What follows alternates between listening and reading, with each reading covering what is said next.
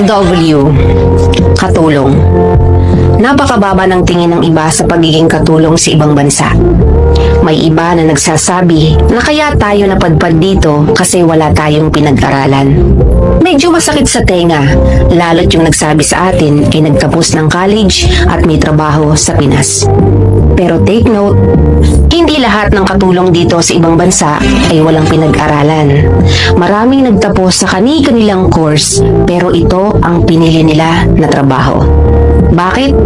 Kasi mas sapat ang sahod. Ang mga katulad kong OFW hindi dapat minamaliit ng kung sino man na may magandang trabaho dyan sa Pinas.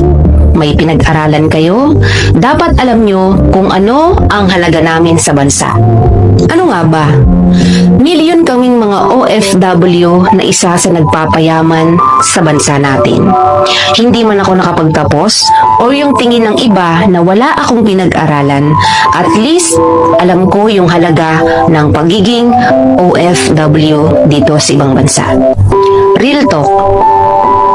Minsan, pag nagpo-post yung mga OFW o katulong na katulad ko ng mga gamit na nabili nila or kung ano-ano pa, hindi talaga may iwasan na may magsabi na nagmamayabang, alam naman nakatulong lang. Deserve naming ipagmayabang kung ano ang meron kami. Bakit? Unang-una, pinaghirapan namin yon. Pangalawa, hindi namin hiningi sa kahit na kanino yung mga bagay na pinopost or pinagyayabang namin. Oo, ayoko sa mga taong mapanghusga. May pinag-aralan ka nga, pero wala kang karapatang manghusga ng ibang tao. Dapat pag nakikita mo yung taong mas mababa sa'yo, dapat magpasalamat ka pa nga kasi andyan ka sa lugar mo at wala sa lugar namin na mga OFW na minamaliit mo.